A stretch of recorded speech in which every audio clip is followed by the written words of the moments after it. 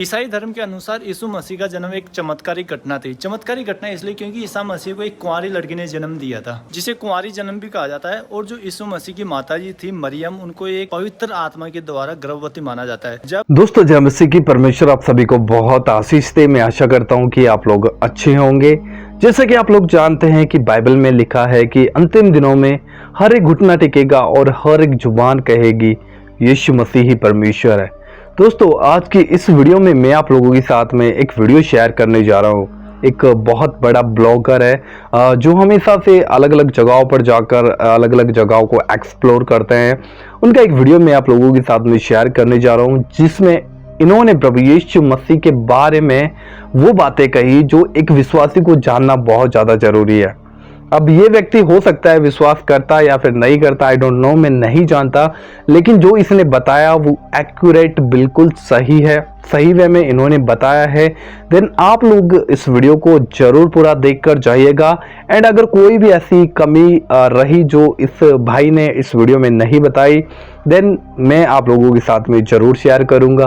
Then आप लोग जरूर इस वीडियो को शेयर कीजिएगा, पूरा देखकर जाइएगा। एंड हमारे इस चैनल पर पहली बार पहुंचे हो जरूर चैनल को सब्सक्राइब करिए, इस वीडियो को ज्यादा से ज्यादा शेयर कीजिए।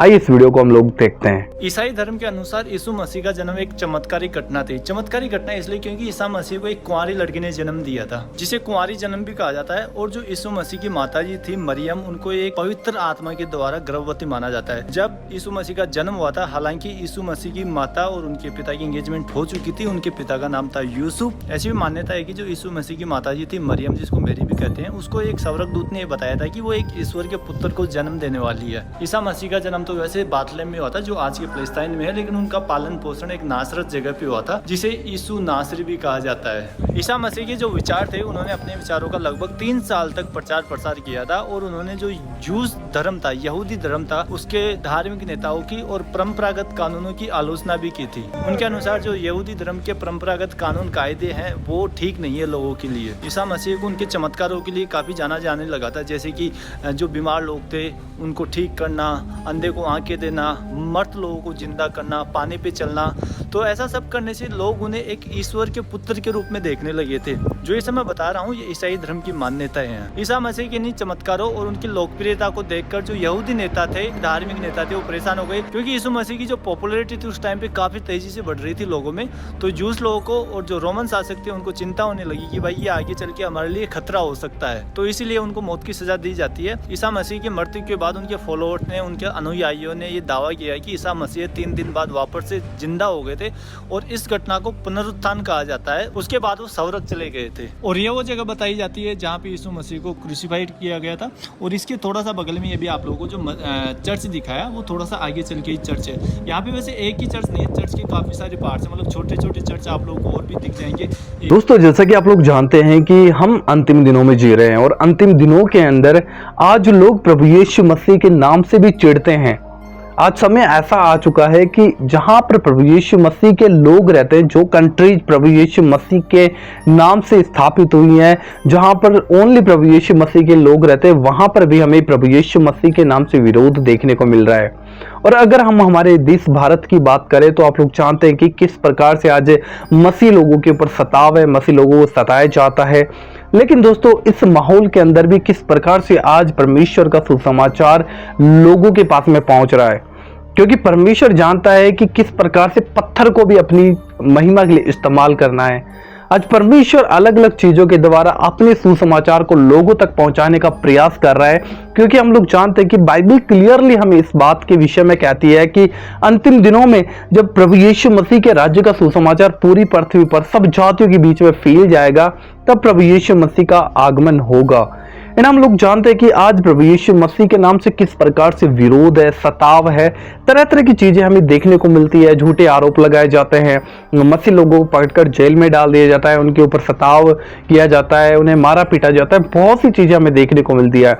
लेकिन प्रभु यीशु मसीह का जो सुसमाचार है वो निरंतर फैलते जा रहा है। अब जो विरोध करने वाले उन्हें नहीं पता इस बात का कि जब हम विरोध करते हैं उसके द्वारा भी प्रभु यीशु मसीह का प्रचार लोगों के पास में पहुंचता है। और अगर हम लोग बात करें तो इस बात को बहुत अच्छे तरीके से हम लोग जानते हैं कि हमारा विरोधी कोई मनुष्य नहीं है, कोई जाति, कोई धर्म, कोई संगठन हमारा विरोधी नहीं है। हमारा विरोधी केवल शैतान है। वो इतना मूर्ख है कि हम बता भी नहीं सकते। वो जो भी काम करता है परमेश्वर के सुसमाचार को रोकने का, प्रभु यीशु मसीह के लोगों को सताने का, परमेश्वर उसके बीच में से अपने काम को ले लेता है, अपनी महिमा को प्रकट करता है। अब शैतान विरोध को लेकर आता है, उस विरोध में भी लोग प्रभु यीशु मसीह को जानते हैं और उसका राज्य बढ़ता है, क्योंकि जब विरोध होता है उस विरोध के द्वारा भी प्रभु यीशु मसीह की महिमा होती है। लेकिन हमें यह समझना चाहिए कि आज जिस समय में हम जी रहे हैं वो एक्चुअली अंतिम समय है, और बाइबल के अकॉर्डिंग आज प्रभु यीशु मसीह का सुसमाचार बहुत तेजी से लोगों के पास में पहुंच रहा है। अब हमें विश्वास होने के नाते हमें यह समझना चाहिए कि हमें तैयार होने की आवश्यकता है। हमें अपने प्रभु यीशु मसीह की ओर अपना ध्यान लगाने की आवश्यकता है, क्योंकि बाइबल का जो वचन है वो किस तरीके से आज हमें पूरा होता हुआ दिखाई दे रहा है। आज परमेश्वर जो लोग प्रभु यीशु मसीह को नहीं जानते उन लोगों के द्वारा भी सुसमाचार को आगे पहुंचा रहे हैं। अब इस वीडियो को मैंने देखा, अगर आप जाकर इनके चैनल पर देखना चाहते हो तो मैं यहाँ पर मेंशन कर दूंगा, आप जाकर कंप्लीट वीडियो इनके चैनल पे आप लोग जाकर देख लीजिएगा, जिसमें किस प्रकार से इसने यरूशलेम के बारे में बताया, वहाँ पर प्रभु यीशु मसीह का जो क्रूसिफिकेशन हुआ है उसके बारे में इन्होंने बताया। एंड प्रभु यीशु मसीह के बारे में इन्होंने कहा कि जो यीशु मसीह है वो कंवारी मरियम के द्वारा उत्पन्न हुआ, पवित्र आत्मा के द्वारा। ये बिल्कुल सही बात है दोस्तों, और जहां तक मैंने इस वीडियो को समझा इस भाई ने बिल्कुल सही बताया। प्रभु यीशु मसीह का पुनरुत्थान भी हुआ, प्रभु यीशु मसीह स्वर्ग में भी गए, तीसरे दिन वो कब्र में से जी उठे, ये सब बातें क्लियरली है। और एक प्रॉपर सुसमाचार किस प्रकार से परमेश्वर अपनी महिमा के लिए इस भाई को इस्तेमाल कर रहे हैं। देन हमें भी प्रभु यीशु मसीह का सुसमाचार इन दिनों में लोगों के पास में पहुंचाना चाहिए, अपनी गवाहियों को शेयर करना चाहिए, लोगों को बताना चाहिए कि हाँ प्रभु यीशु मसीह ने मेरे जीवन में ये काम किया है, इस कारण से मैं प्रभु यीशु मसीह के ऊपर विश्वास करता हूँ, ना कि पैसे से, ना कि लोभ से, ना कि प्रलोभन से। क्योंकि हम लोग बहुत बेहतर तरीके से इस बात को जानते हैं कि हमें किसी ने प्रभु यीशु मसीह पर विश्वास करने के लिए प्रलोभन नहीं दिया। अगर प्रलोभन दिया जाता, अगर लालच दिया जाता तो एक समय आता कि हम प्रभु यीशु मसीह को छोड़कर उससे दूर हो जाते। क्या जरूरत थी हमें प्रभु यीशु मसीह के पीछे चलने की, उसके नाम से दुख उठाने की। लेकिन आप लोग जानते हैं कि किस प्रकार से आज चर्चेस के ऊपर सताव है, मसीह लोगों को सताया जाता है, लेकिन लोग प्रभु यीशु मसीह के लिए दुख भी उठाते हैं। तो कौन पैसे लेकर अपने आप को आग की भट्टी में डाल देगा? कोई नहीं है। लेकिन ये परमेश्वर का प्रेम है जो लोगों के मनों को बदलता है, ना कि उनके धर्म को। तो आशा करता हूं कि आप लोग जरूर इस वीडियो को देख पाए हैं, समझ पाए हैं कि मैं आप लोगों को क्या बताना चाहता हूं, और परमेश्वर किस प्रकार से अपनी महिमा को अन्य जातियों के द्वारा भी लोगों के द्वारा आज परमेश्वर अपनी महिमा को ले रहा है। सुसमाचार को प्रचार करने के लिए परमेश्वर अलग अलग युक्तियां बना रहा है, सदाव के द्वारा, लोगों के द्वारा परमेश्वर का प्रचार लोगों के पास में पहुंच रहा है, ताकि लोग प्रभु यीशु मसीह को जान सके। देन उम्मीद करता हूं कि आप लोगों को जरूर ये वीडियो अच्छा लगा होगा। बस आप लोगों को एक लाइक करना है एंड अपनी राय जरूर इस वीडियो के कमेंट बॉक्स में लिखिएगा, आपको क्या इस वीडियो के बारे में सोचना है।